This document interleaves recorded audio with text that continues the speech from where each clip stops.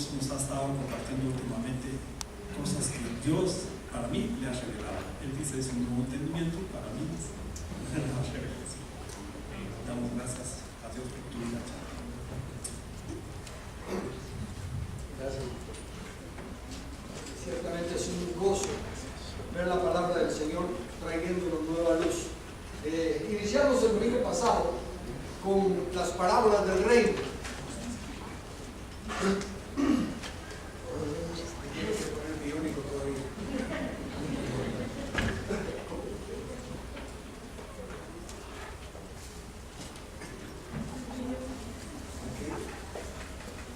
Me hacen señales de que los niños pueden pasar a su clase, por favor. Yo creo que me estaban diciendo eso.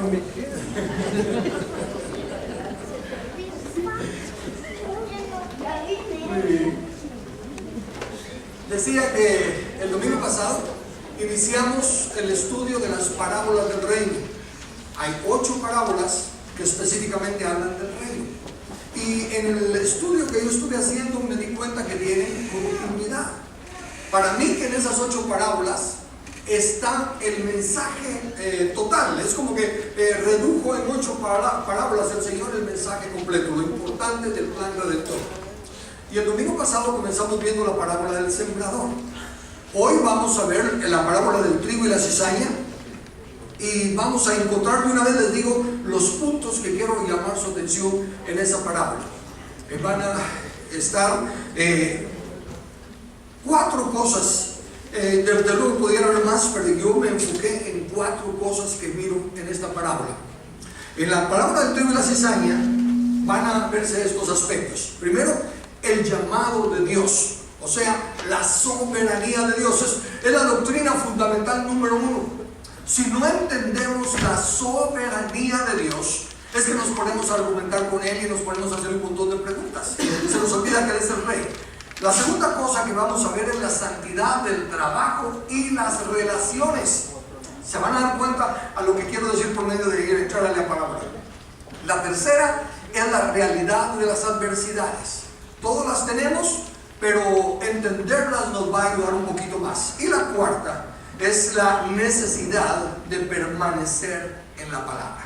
Eso se puede resumir en nuestra forma de vida, nuestro sentido de valores, y también señala lo que será el fin. No solo el fin de nuestro ministerio, sino que de todas las cosas. Y el Señor nos la presenta claramente en esta parábola. Vayamos leyendo entonces allá. Mateo capítulo 13, versículos del 24 al 30. Dice así: les refirió otra parábola diciendo: el reino de los cielos es semejante a un hombre que sembró buena semilla en su campo. Pero mientras dormían los hombres, vino su enemigo y sembró cizaña entre el trigo y se fue. Y cuando salió la hierba y dio fruto, entonces apareció también la cizaña. Vinieron entonces los siervos del padre de familia y le dijeron: Señor, ¿no sembraste buena semilla en tu campo? ¿De dónde pues tienes cizaña? Él les dijo: un enemigo ha hecho esto. Y los siervos le dijeron: ¿quieres pues que vayamos y la arranquemos? Él les dijo: no sea que al arrancar la cizaña arranquéis también con ella el trigo. Dejad crecer juntamente lo uno y lo otro hasta la siega. Y al tiempo de la siega, yo diré a los segadores: recoged primero la cizaña y atadla en manojos para quemarla, pero recoged el trigo en mi granero. Esa es la parábola.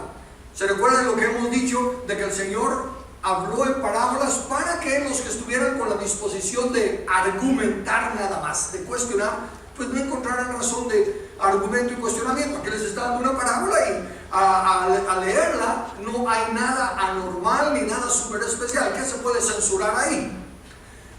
Pero los discípulos se acercan, como hicieron en la parábola anterior, y le piden al Señor que les explique la parábola del trigo y la cizaña. Y el capítulo siempre 13, comenzando en el versículo 38, dice: entonces Jesús dejó a la multitud y entró en la casa, y se acercaron sus discípulos diciendo: explícanos la parábola de la cizaña del campo. Jesús les respondió: el que siembra la buena semilla es el Hijo del Hombre, y el campo es el mundo. La buena semilla son los hijos del reino, y la cizaña son los hijos del maligno. El enemigo que la sembró es el diablo. Miren algunas diferencias entre la parábola anterior y esta, pero que a la vez complementan la primera. ¿Se recuerdan que en la parábola anterior quién era el sembrador? No se decía, ¿verdad? Bueno, aquí sí se dice, y se dice para fortalecer lo que dije el domingo pasado. ¿Quién es el sembrador aquí? Es Jesús, el Hijo del Hombre. El Hijo del Hombre. Entonces directamente está diciendo que es Jesús el sembrador. Sin embargo, fortalece lo que les mencionaba el domingo pasado de que no importa el sembrador. ¿Por qué? Regresen a la parábola. En la parábola, antes de que dé la explicación, en la parábola, ¿quién es el sembrador? El dueño del campo. Un hombre sembró buena semilla en su campo. Razone ahora conmigo. ¿Ese buen hombre sembró él la semilla? Váyanse a la realidad. Si dice ahorita, ¿qué? Fueron sus empleados, fueron sus siervos. Y esto, como les digo, fortalece lo que dije el domingo pasado. No importa quién es el que siembra literalmente la semilla. No tenemos que poner la atención en el que siembra la semilla, en el predicador. El predicador es el criado que está sembrando la semilla. Pero el que está sembrando la semilla, el que decidió qué semilla sembrar, es el dueño, es el Hijo del Hombre. Y aquí en esta parábola no solo nos dice que decidió qué semilla sembrar, sino que también en dónde sembrarla. Porque note, la explicación dice, sembró buena semilla en su campo. Y aquí es donde empiezo a hablar de la soberanía de Dios. El que decide qué sembrar y dónde es Dios. Consecuentemente, la otra cosa que dice, el campo. ¿Cuál es el campo en esta segunda parábola? En la primera parábola, ¿cuál fue el campo donde se sembró la semilla? El corazón. En la parábola pasada dice que sembró en el corazón, cuando uno recibe la palabra en su corazón. Pero aquí ya no es el corazón, aquí dice que es el mundo. Y esto es sumamente importante que le prestemos atención. Aquí es donde habla de la soberanía de Dios. Porque ¿cuánto del terreno es de Dios? De Jehová es la tierra y su plenitud. Salmo 24:1. El mundo y los que en él habitan. Consecuentemente, la soberanía de Dios se manifiesta de esta manera.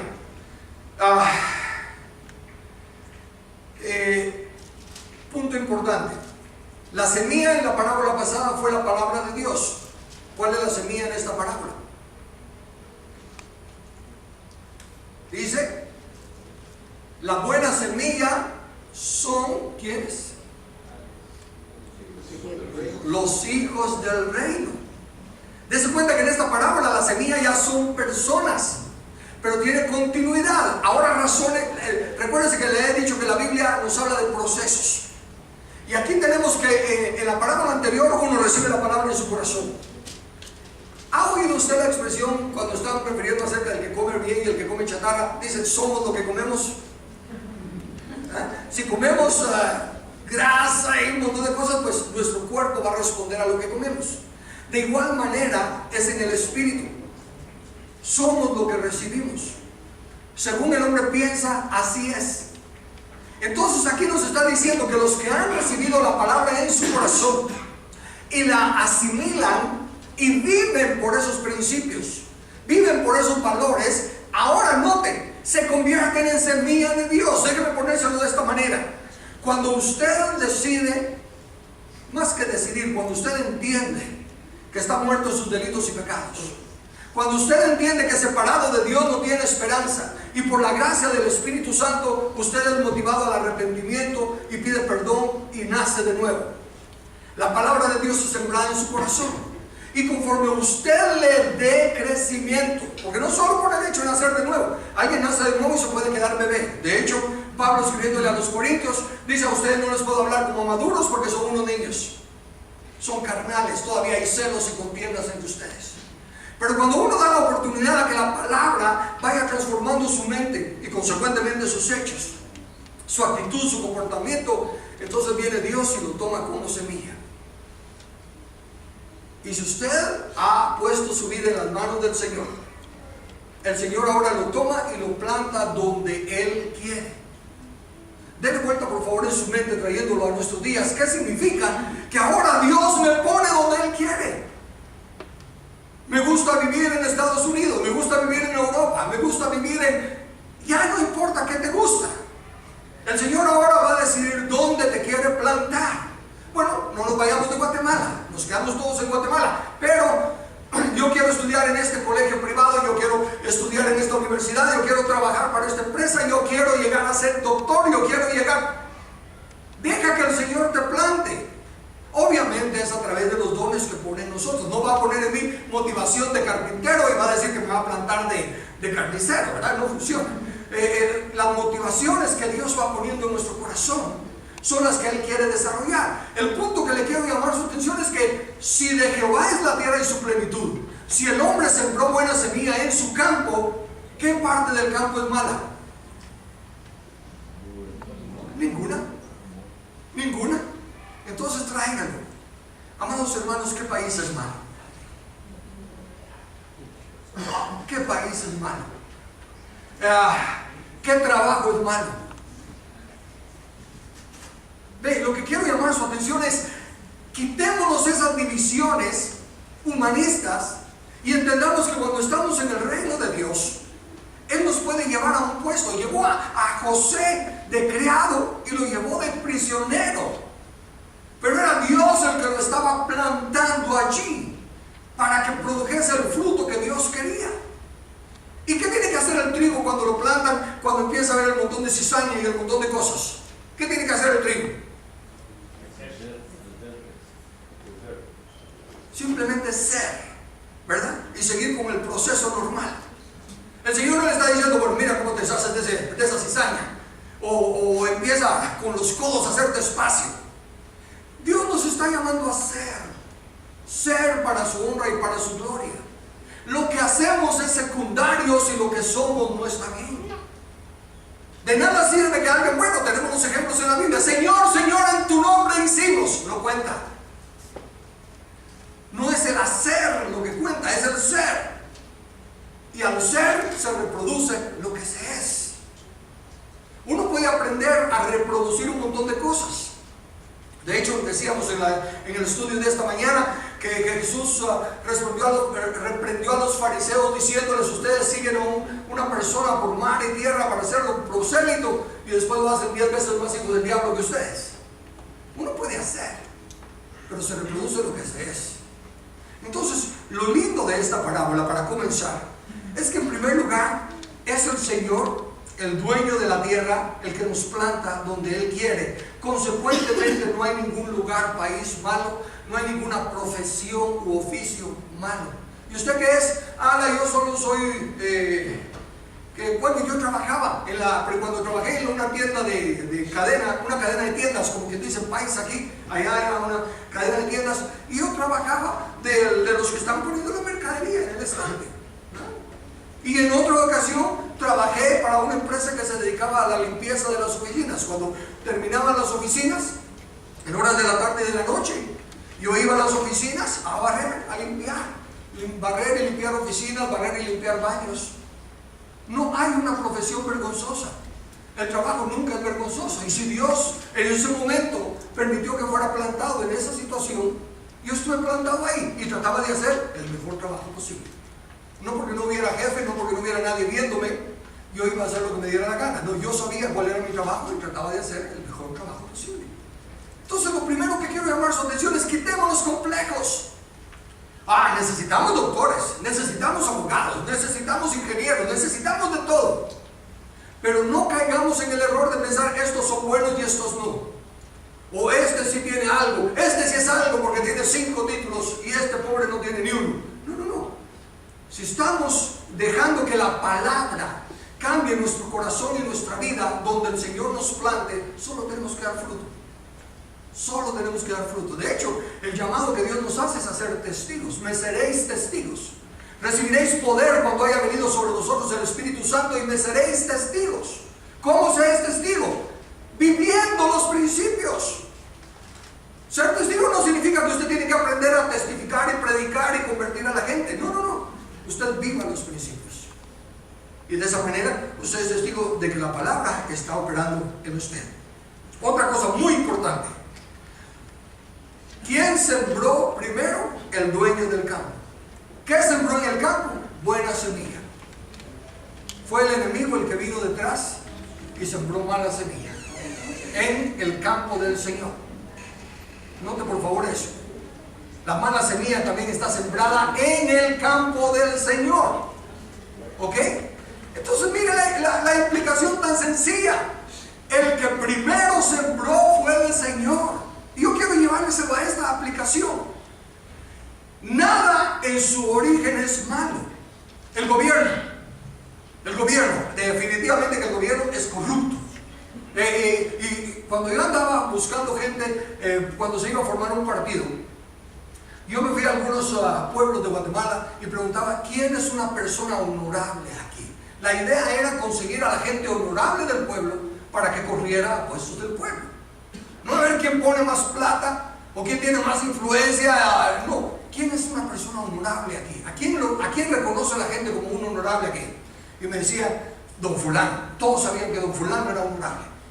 ¿Y por qué? Quiero hablarle para ver si le interesa correr de alcalde o correr de diputado representando al pueblo. Me decía, no, los honorables no se meten en política.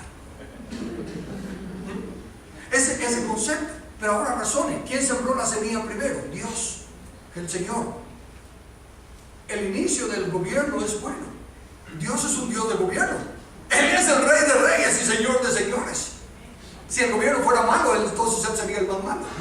El otro dicho que John, creo que fue Acton, el que lo hizo famoso, el poder corrompe. Y algunos le llevan a el poder absoluto corrompe absolutamente. Perdóneme, ¿está corrupto Dios? No. Y tiene todo poder. Ven, ¿se dan cuenta? Lo que quiero llamar su atención es que estamos con la cizaña. Tenemos una mentalidad que el enemigo, el príncipe de este siglo, ha llenado las universidades, ha llenado todo con esa enseñanza. Pero en el principio de todo es el Señor. La política es buena, el sistema, el gobierno es bueno. Dios quiere que gobernemos. De hecho, en la gran comisión antes del pecado, el Señor dijo, llenad la tierra y sojuzgadla. ¿Qué es sojuzgar? Para poder juzgar algo, se tiene que tener leyes, se tiene que tener un sistema de gobierno. Para poder hacer juicio y juzgar sobre las cosas, para poder gobernar las cosas. Entonces lo que quiero decirle es, aún las diferentes doctrinas, no vayan a estudiar astronomía.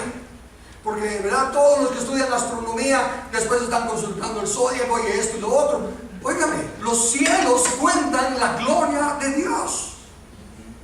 El principio fue bueno. No nos dejemos engañar por la astucia del enemigo. Y mire la astucia del enemigo: sembrar mala semilla en el campo del Señor. No fue que en su campo aparte él sembró, sino que se metió, infiltró al campo del Señor. Decía yo acerca de la santidad del trabajo y las relaciones. Donde Dios nos plante, ahí debemos de brillar. En el himnario bautista, en la iglesia que yo conocí el Evangelio, había y sigue habiendo un himno que se llama Brilla en el sitio donde estés. Y la letra obviamente tiene un mensaje. La característica de los himnarios tradicionales es que están dando doctrina, están enseñando. Y la letra de ese canto dice: nunca esperes el momento de una grande acción o que lejos pueda ir tu luz. De la vida a los pequeños actos da atención. Brilla en el sitio donde estés. Entonces, no importa si tu trabajo es este, si tu posición es aquella, brilla, sé trigo. Vive los principios de la palabra de Dios en el sitio donde estés. No te preocupes si nunca te llaman a predicar, si nunca te llaman a dar testimonio, si no sobresales en nada. Tú sé trigo para el que te plantó. El que te plantó sabe por qué te plantó, dónde te plantó. Nunca digas, ala, si yo estuviera en tal y tal lado, o ala, si yo tuviera tal y tal oportunidad. Brilla en el sitio donde estés. Sé trigo donde te encuentres. La otra cosa, desde luego, es la realidad de las adversidades. La cizaña es tropiezo. Una cosa bien interesante. Note por favor esta enseñanza, es tan linda, tan linda. Ahí está la cizaña. Y obviamente la cizaña, como cualquier planta mala, crece sin que se cuide. Usted sabe que para tener un rosal usted tiene que dedicarle cierta atención. Para que le salga un montón de espinos y abrojos al lado no tiene que tener ninguna atención. Consecuentemente el mal siempre crece más rápido. Pero la cizaña no puede matar al trigo. Lo único que puede hacer es estorbarle de recibir la luz del sol. Le chupa agua de la tierra, ¿verdad? Hay una competencia de ver quién jala más agua.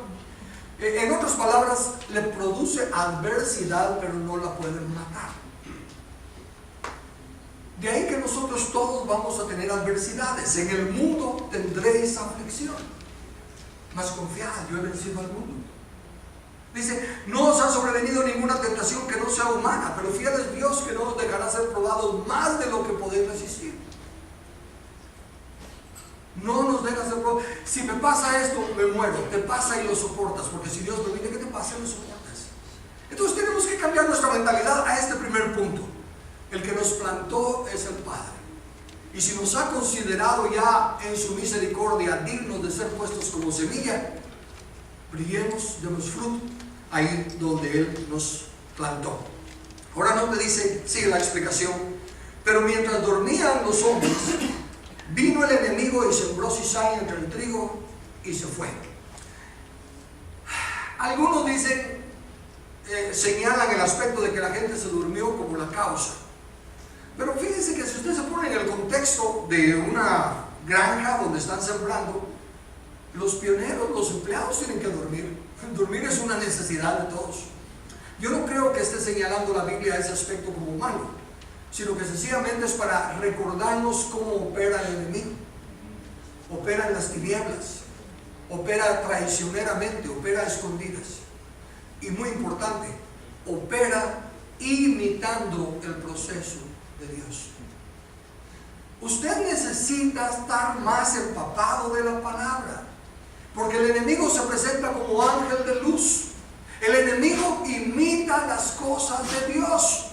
Usted los ve que andan de dos en dos, como el Señor envió a sus discípulos. Usted los ve que están haciendo prácticamente lo mismo que el Señor. El diablo no es inventor de nada, solo distorsionador de las cosas que Dios ha creado. El diablo no es creador, no tiene permiso, no tiene autoridad para crear nada, ni para inventar nuevos trucos. Ahora, dice, más sabe el diablo por viejo que por diablo. No, señor, el diablo puede tener la eternidad que tenga, pero no puede cambiar sus trucos. Por eso la Biblia dice, no ignoramos sus artimañas. ¿Por qué no las ignoramos? Porque no las puede cambiar. Entonces lo único que hace es que distorsiona las cosas de Dios. Él hace que uno, el que es neófito, el que no es diligente en estudiar la palabra, pues mire las dos cosas y las dos se ven iguales. Y hay algunos que predican hasta mejor que los verdaderos predicadores. Hay otros que desarrollan más habilidades y rápido dicen, wow, tremendo poder de Dios. Como en el caso de Simeón, en el libro de los Hechos, que todos decían de Simeón, el gran poder de Dios. Y era un falso.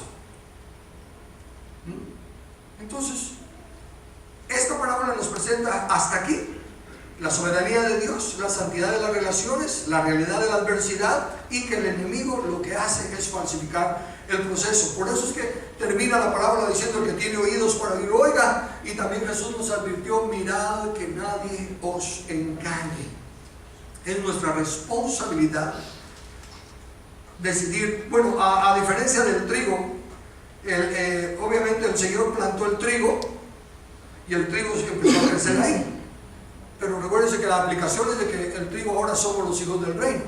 Y hay una pequeña diferencia entre nosotros y el trigo. No estamos arraigados en un lugar y tenemos libre albedrío. ¿Y se ha dado cuenta que es la tendencia? Tan pronto se empieza a caer en el engaño, uy, eso está malo. ¿Cuál es la tendencia? Aléjate de eso. ¿Y qué se hace? Se le deja más campo al enemigo y más campo al enemigo. Dice, cuando no, mira, en una zona de un lugar, dice, no, pues ahí no conviene vivir, y se le deja campo al enemigo. Una clase de trabajo, no, ahí no trabaja un cristiano y se le deja espacio al enemigo. El Señor quiere que aprendamos a confiar en Él, a entender que podemos llevar nuestros principios de vida donde Él nos plante. Cuando decidí que iba a correr para diputado, muchos hermanos de corazón sinceramente me decían: Carlos, no seas tonto, ¿verdad? Se va a dañar tu testimonio, vas a estar metido entre toda esa corrupción, etcétera, etcétera. Pero el punto es, si uno es algo, debe de serlo, no solo aparentarlo o no solo decirlo, debe vivirlo. Entonces, si uno se para y se mantiene en sus principios, el trigo no lo puede matar a uno. El trigo no lo puede matar a uno. La luz no disipa las tinieblas. Puede ser un fosforito, pero las tinieblas no pagan el fosforito. El fosforito penetra las tinieblas. Bueno, y eso fue lo que pasó. A los 6 meses de estar en el Congreso ya me pusieron en bandeja de plata la oportunidad de hacer dinero. Y yo rehusé. Pero si todos lo hacen. Éramos 23 que nos proclamábamos evangélicos en el Congreso y los otros 22 recibieron su tajada. Todos lo hacen, es obvio. Cuando uno promueve algo le dan su comisión. Yo tengo un salario y yo no tengo comisión. Nunca más me ofrecieron nada. Me marginaron. Me paré yo a decir: todos ustedes son unos ladrones. No, yo no hice nada. Yo simplemente fui yo. Pero como el ser uno condena a los otros, ellos solo se condenan porque saben que están haciendo mal y ahora no tienen excusa porque hay alguien que está viviendo un estilo de vida diferente. Sé tu trigo, vive por principios. No te preocupes que tienes que convencer a nadie. El Señor es el Espíritu Santo es el que redarguye. Tú solo sé. Testigo. Piensa en ese sistema de testigo. El testigo solo viene y dice: jura decir la verdad, toda la verdad y nada más que la verdad. Sí, ¿qué vio? Vi tal y tal cosa. ¿Qué oyó? Oí tal y tal cosa. Es todo. Luego viene el abogado, el procurador o el que sea, y empieza a decir: en vista de este testimonio y de esto y de esto y de esto y de esto, la persona es culpable. Quien se encarga de redarguir y de traer juicios es el Espíritu Santo. No somos nosotros, solo somos testigos. Entonces vino el enemigo y sembró la cizaña. Ahora miren, hablemos, porque leemos eso y los que no conocemos, me estoy hablando por mi persona, de trigo y cizaña, pues bien, gracias, ¿verdad? Nos quedamos en la misma. Pero ahí están los recursos, están los diccionarios, están las enciclopedias. Permítame leerle lo que dice el libro The Land and the Book, la tierra y el libro. En la página 111 y 112 dice: la cizaña abunda en todo el este y es una gran molestia al granjero. Escuchen, el sabor es ácido y cuando se come sola o aún mezclada en el pan ordinario, causa mareo y a menudo actúa como un emético. Tuve que buscar que era emético, no sabía. Un vomitivo, violento. En resumen, es un fuerte soporífico, o sea que induce sueño. Eso es lo que hace la cizaña. ¿Ah? Hace vomitar o hace adormecer y abunda. El diccionario bíblico Vine describe la palabra así, dice cizaño. Es un tipo de espiga, la más común de las 4 especies arístida, que crece en los campos de cereales, tan alta como el trigo y la cebada, y pareciéndose al trigo. Se aceptaba entre los judíos que se trataba de una especie degenerada de trigo. Los rabinos la denominaban bastarda. Las semillas de esta planta son venenosas para el hombre y para los animales herbívoros, produciendo sopor, o sea sueño, náuseas e incluso la muerte.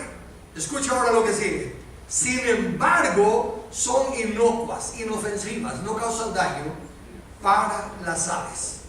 ¿Se recuerda a quién dijo el Señor que representaban las aves en la parábola anterior? Por eso les digo que es importante lo que nos dijo en la primera parábola. Ahora miren eso. Para nosotros los expertos rapidito sabemos que este es el trigo y aquella es la cizaña. Claro que no, ¿verdad? Pero si no me lo hubiera puesto Samuel, yo le pedí que me hiciera el favor de buscarlo. Y tiene otras. Desde luego aquí, por estar así andan separaditas, pero si usted está viendo un campo mezclado de trigo y de cizaña, tiene que tener bastante conocimiento para saber cuál es cuál. Entonces, mire, en el cristianismo, en el mundo, estamos todos plantados y habemos trigo y cizaña. ¿Quién es trigo? ¿Quién es cizaña? El Señor lo sabe. No estoy señalando aquí nada de quiénes son y quiénes no son. Lo que le quiero llamar la atención es que por sus frutos se conoce eso. La apariencia, el color, las hojas y todo lo demás pueden ser igual, pero el fruto no.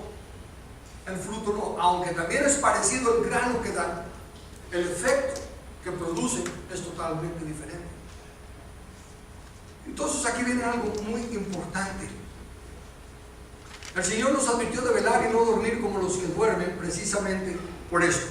Pero quiero llamar su atención a la parte más triste de la parábola. ¿Sabe usted cuál es la parte más triste para mí de la parábola?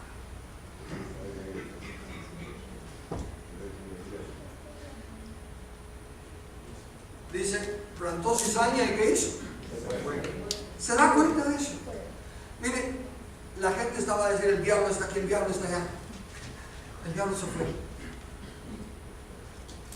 Sabía que lo único que tenía que hacer era sembrar la cizaña. La tierra se encargaría de darle crecimiento. El enemigo no está metido entre nosotros, como algunos dicen, cuando usted está ahí y la niña empieza a llorar por allá, es porque es el diablo que la está pescando para distraer la atención. O cuando esto y lo otro, el diablo se fue, porque sabía que la naturaleza carnal nuestra se encargaría de darle crecimiento. Nosotros somos los que, como me vio, y ya empezamos rápido a darle una interpretación a la mirada. O cuando alguien dice esto, o cuando no hizo aquello. El diablo no está ahí.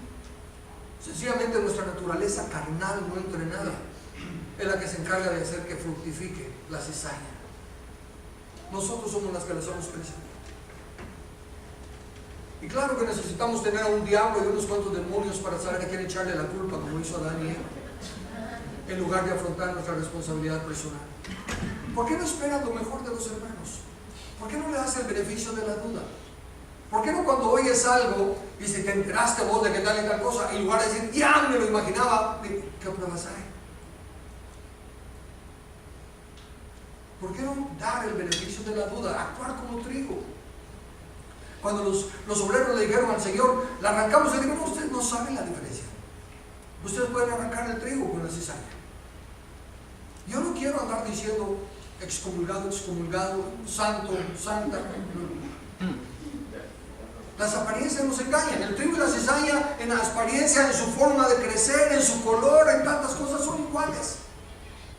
Los cristianos y los no cristianos no nos podemos diferenciar porque unos cargan la Biblia y otros no. Hay quienes no cargan Biblia y son más cristianos que el que tiene 10 Biblias. Hace señales y prodigios, también el enemigo hace señales y prodigios. Dice que de ser posible hasta los escogidos se engañarán. Entonces todas las cosas que ahora la iglesia llama el poder de Dios, las señales, el moverse del Espíritu, todo eso lo puede hacer el enemigo. Esas son obras, esas son apariencias, esas son hojas, no es el fruto. El enemigo no puede producir fruto, solo apariencia.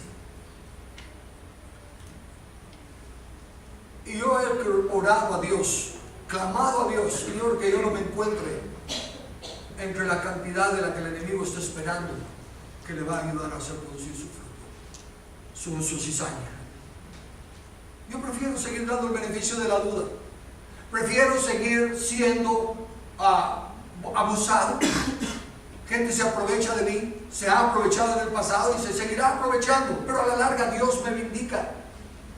A la larga Dios restaura y no hay nada oculto que no haya de salir a luz. Pero cuando yo no sé que algo es malo, no lo llamo malo. Así tampoco no tengo temor y soy muy osado en declarar lo injusto y amar lo injusto y amar el pecado, pecado. No falta, no debilidad, pecado. Pero cuando está claro, cuando ya ha dado fruto. Mientras no da fruto, tengo que dar el beneficio de la duda. Y ese principio lo debemos llegar especialmente a casa. Padres, no cooperen con el enemigo señalando la cizaña en sus hijos. Hijos, no cooperen con el enemigo deshonrando a sus padres. Pongan el beneficio de la duda, esperen lo mejor antes de señalar lo negativo. A veces las apariencias engañan. Se recuerdan al dicho, no todo lo que brilla es oro. A veces puede dar la impresión de que uno de los cónyuges o de los hijos o de los padres está actuando mal. Puede dar esa impresión, pero creamos lo mejor. Y preguntemos, no señalemos. Tratemos de no ser de los que cooperan con el diablo en sus divisiones, en sus chismes, en su sembrar contienda.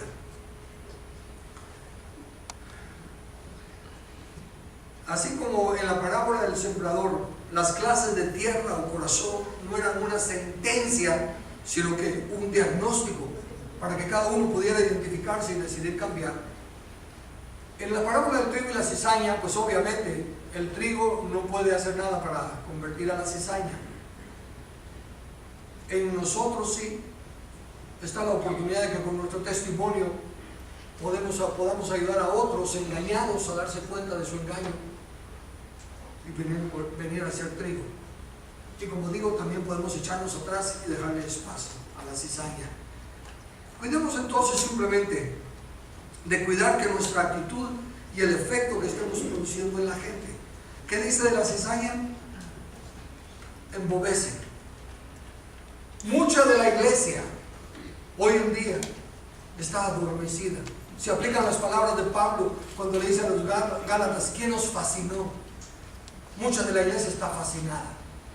Tienen su grande programa, sus grandes congregaciones, los mensajes son cortos y bien usados con mucho, ¿cómo se llama eso? Con mucha media y todo eso. Tremendo, tremendo. Están fascinados, adormecidos, para que no se den cuenta de lo que cuentan. Aún ayer mismo yo no me lo imaginaba y me empezaron a contar de cómo es posible que los pastores conocidos por mi persona, que no sabía, uno de ellos, el que tiene la iglesia más grande, no les digo en dónde, no es aquí, pero está separado, divorciado, pero no ha pasado nada. Ahí sigue a cargo de la iglesia. El otro en adulterio, pero ahí está a cargo de la iglesia. Y la iglesia, fascinada. Fascinada por sus dones y sus habilidades. Entonces mucha de la congregación está así, adormecida. La cizaña los tiene adormecidos para que no capten el mensaje o para que no entiendan cuando se les está presentando la palabra. Y hay otros, aunque es un número menor, pero también es triste, con vómitos. No quieren saber de nosotros. Todos los pastores somos iguales, porque lo único que nos interesa es su dinero. Y hacemos un montón de cosas por el show. Nos interesa su dinero y nos interesa salir en la tele. Esa es la actitud que tienen. Han comido cizaña y están enfermos. No quieren saber más de las cosas de Dios. Entonces pregúntate, ¿qué efecto producimos con nuestro caminar? ¿Embobecemos a la gente? ¿Les estamos haciendo un encantamiento para que estén fascinados con nosotros y con la iglesia, pero que no puedan filtrar las cosas y juzgar la profecía y poder diferenciar entre las hojas y el fruto? ¿O les estamos produciendo vómito, que más nos estamos alejando de Dios con nuestra actitud? Tenemos que preguntarnos eso para saber si somos trigo o si somos cizaña. El efecto que producimos en las personas. Entonces, examinemos lo que sigue a la luz de la Biblia. Esto es otra cosa también importante. Jesús les dice, La siega es el fin del mundo. Déjenme aclararle algo. La palabra mundo en la Biblia tiene dos palabras que se traduce en mundo. Una es aion, que es la que estamos usando aquí, y la otra es cosmos. Obviamente cosmos, de donde sacamos también la palabra en español, es el que se refiere al planeta. Entonces, si fuera el fin del mundo como planeta, diría sería el fin del cosmos. Pero ahí no dices el fin del cosmos, es el fin del aion.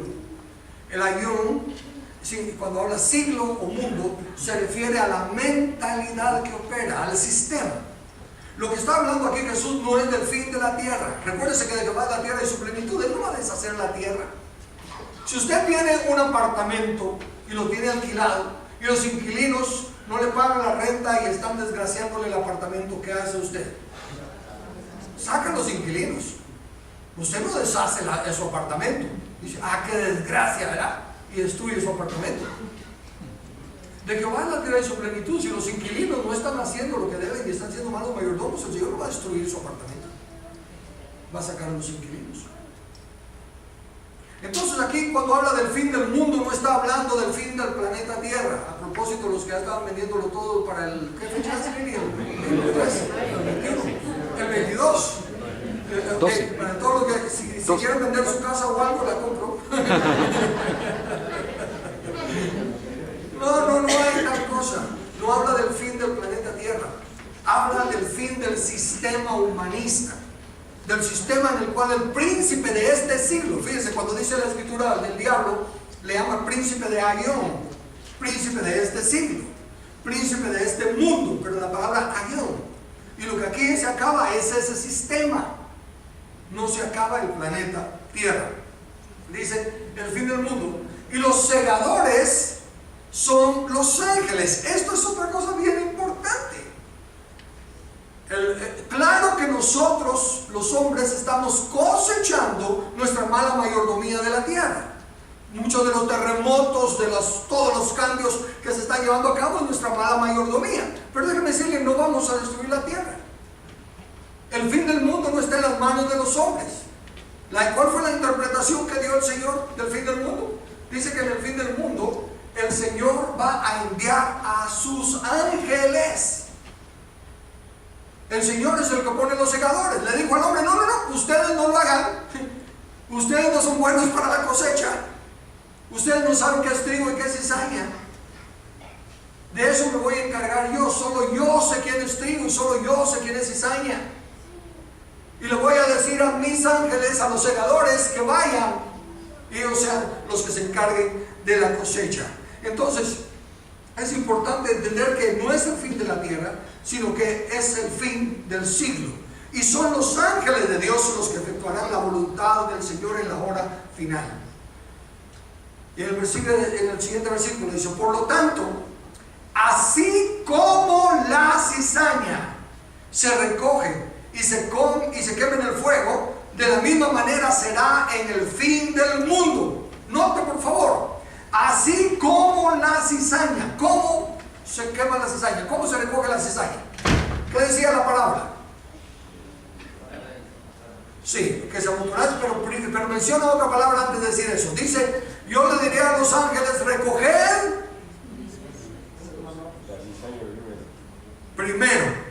primero la cizaña y quitarla de mi cama, amarrarla en manojos y echarla al fuego. Eso dijo. Ahora viene y dice, así como la cizaña se recoge y se quema en el fuego, de la misma manera será en el fin del mundo. Enviará el Hijo del Hombre a sus ángeles y recogerá de su reino a todos los que sirven de tropiezo y a los que hacen iniquidad, y los echarán en el horno de fuego. Ahí será el llanto y el crujir de dientes. ¿Está escuchando lo que dice ahí?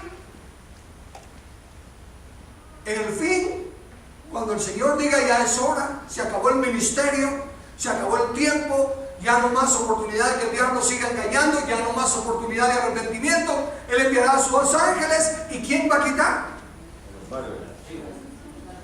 La cizaña. Los que están arruinando su apartamento, Él no va, imagínense que es ilógico, voy a agarrar mi trigo de mi campo y me lo voy a llevar para otro lado. ¿Está captando lo que le digo? Él no dice, voy a agarrar mi trigo de mi campo y me lo voy a llevar para otro lado. Y le dejo el campo y la cizaña al enemigo. ¿Cuál es la idea predominante en la iglesia? Que el Señor viene y se lleva a sus santos y deja al diablo gobernando aquí. ¿Se está dando cuenta? Por eso les suplico, ¿por qué cree lo que cree? Usted tiene que no ser engañados. Y yo le roto, si estoy diciendo algo fuera de contexto, usted examínelo y póngame en mi lugar. Pero de lo contrario, ¿por qué cree lo que cree? No agarre textos aislados fuera de contexto. No simplemente repita lo que oye porque suena emocionante. No se deje guiar por las películas del ¿cómo se llama?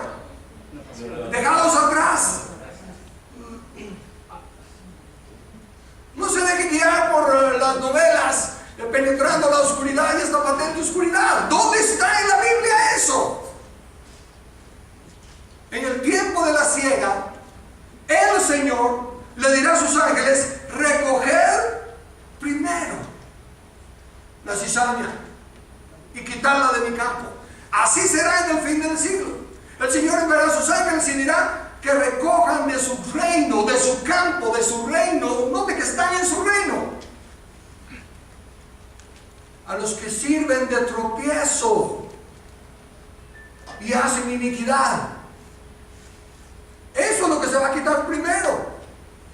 Por eso se enojaban conmigo algunos hermanitos, porque cuando se ponían a cantar un corito que dice, me voy con él, yo decía, yo no me voy, yo no me voy. Yo no me voy, no quiero. Que el Señor tenga misericordia de mí, no será yo hallado entre los que se van primero.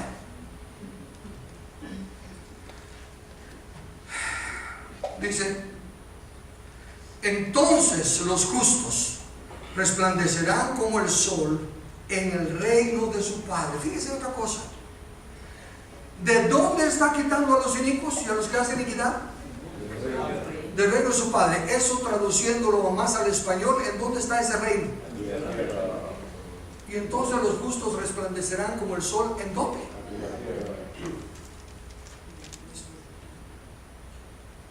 No se enoje conmigo, hay muchos que todavía están enojados, pero razónenlo. Muéstrame un versículo que diga que nos vamos a ir a vivir al cielo. Muéstrame un versículo que lo diga claramente, porque deduciendo, suponiendo, se pueden hacer un montón de cosas.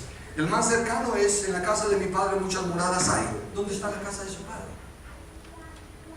Voy pues a preparar el lugar para vosotros, para que donde yo esté, vosotros también estéis. ¿Dónde está Él? Los cielos de los cielos no te pueden contener. Ese es el más cercano. Y no lo dice claramente. Yo le muestro 14 que dicen claramente: los justos heredarán la tierra, los mansos heredarán la tierra, los pacificadores heredarán la tierra. Y textos como este. Entonces los justos resplandecerán como el sol en el reino de su Padre. Es necesario que renovemos nuestro entendimiento. La iglesia está adormecida por la cizaña. Hay muchos adormecidos y hay muchos vomitando. No quiero saber nada de la hipocresía de la iglesia. Tiene que haber trigo, un trigo que sí alimente, un pan que sí sustente.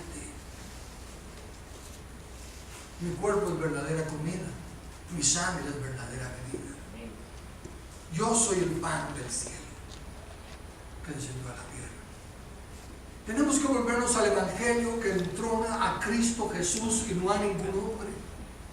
Al evangelio que le da el nombre, que honra al nombre de Jehová, no a nosotros, oh Jehová, no a nosotros, oh Jehová, sino a tu nombre. Sea la gloria. Y tenemos que entender que somos llamados a ser trigo donde Él nos plante. Trabajar para el Señor no significa que tengas un puesto en la iglesia. No significa que andes de misionero. No significa que andes enseñando la Biblia. Trabajar para el Señor significa que seas carpintero, abogado, ingeniero, arquitecto, ujier, guardián de un edificio, abre la puerta de otro hotel, lo que sea. Con principios de vida cristiana. Que seas trigo donde el Señor te planta. Cuando el Señor dice la mies es mucha y los obreros pocos, no significa hay pocos pastores. De hecho, habemos muchos pastores, demasiados pastores.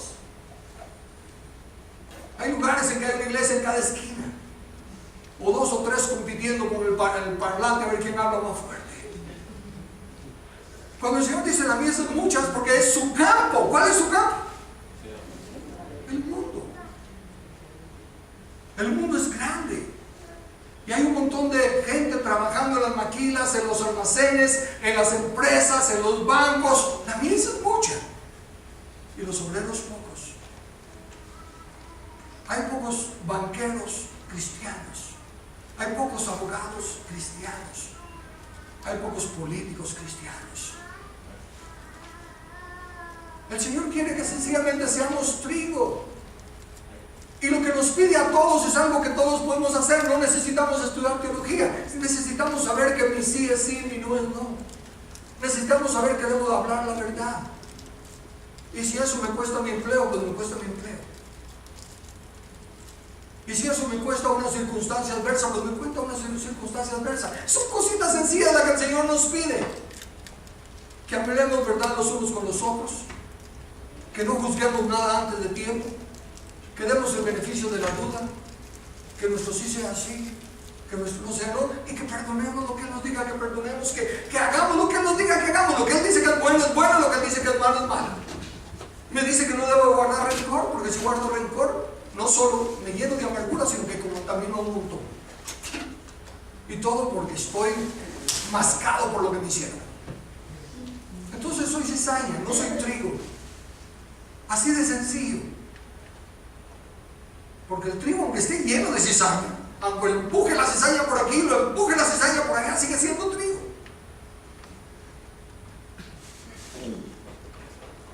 El Señor va a quitar de su reino. ¿Cuándo? Nadie sabe la hora.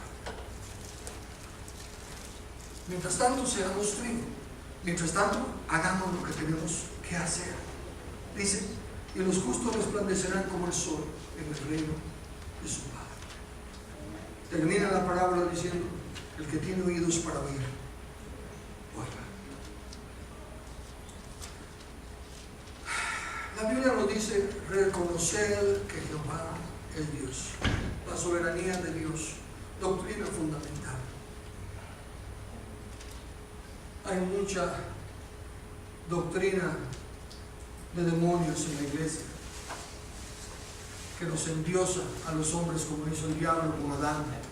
No, sabe Dios que el día que de Él comáis serán abiertos vuestros ojos y seréis como Dios, conociendo bien mi hermano. Y Adán se lo creyó y estamos en la condición en la que estamos.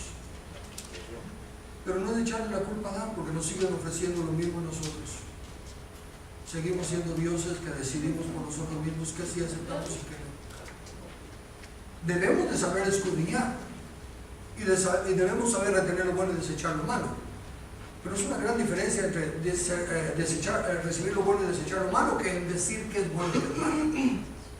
Lo que la Biblia ya dice que es bueno es bueno. Y lo que la Biblia ya dice que es malo es malo. No podemos estarlo cambiando porque somos más misericordiosos que Dios. Dice Colosenses 3, versículos 23 y 24, y todo lo que hagáis, hacedlo de corazón, como para el Señor y no para los hombres, sabiendo que del Señor recibiréis la recompensa de la herencia, porque a Cristo el Señor servís. Todos afrontamos los mismos retos, adversidades, todos tenemos pruebas, pero ninguno tenemos la excusa para volvernos atrás por las pruebas que tenemos. Y la forma en la que nosotros manejamos las adversidades son las que deciden el éxito o el fracaso. Las adversidades no nos destruyen, es la actitud que nosotros tengamos ante ellas. y Romanos 5 del 2 al 5. También por medio de Él y mediante la fe tenemos acceso a esta gracia en la cual nos mantenemos firmes. Así que nos regocijamos en la esperanza de alcanzar la gloria de Dios, y no solo eso, en esto, sino también en nuestros sufrimientos, porque sabemos que el sufrimiento produce perseverancia. La perseverancia entereza de carácter, la entereza de carácter esperanza, y la esperanza no nos defrauda, porque Dios ha derramado su amor en nuestro corazón por el Espíritu Santo que nos ha dado. El reto entonces de esta parábola es: primero, si tú recibiste la palabra en tu corazón, ¿cuánto has alimentado esa palabra? ¿Cuánto la has regado? ¿Está transformando tu vida a tal grado que ahora el Señor te pone en un lugar? ¿Y te pone ahí para qué? Para que sigas siendo lo que eres. No te lleva para que seas diferente, simplemente para que seas trigo donde Él te pone. Por eso les digo, no hay país malo, no hay empleo malo, no hay profesión mala, no hay relaciones malas, me refiero a las relaciones interpersonales, excepto las que el Señor me dice: con eso ni siquiera comas. Recuerden que hay, una vez más, bueno es lo que Dios llama bueno, malo es lo que Dios llama malo. Por ejemplo, Pablo dice: no se junten con los adúlteros, y luego aclara: no me refiero a los adúlteros del mundo, porque si no se tendrían que salir del mundo. Dice: con aquel que llamándose hermano vive en adulterio, con el tal ni siquiera comáis. ¿Pero qué hace la iglesia? No, que siga viniendo, quizá el Espíritu lo redarguye. No aceptan lo que dice la Biblia. Son más misericordiosos que Dios y son más dioses que Dios. Gocémonos en las aflicciones, permanezcamos fieles. El Señor sabe cuánto aguantamos y no nos deja ser probados más de lo que aguantamos. Pero al final, Él quitará de su reino todos los que sirven de tropiezo y hacen iniquidad. Entonces vendrá la recompensa. Los justos resplandecerán como el sol en el reino de su Padre. Oremos. Amado Padre, gracias nuevamente por tu palabra.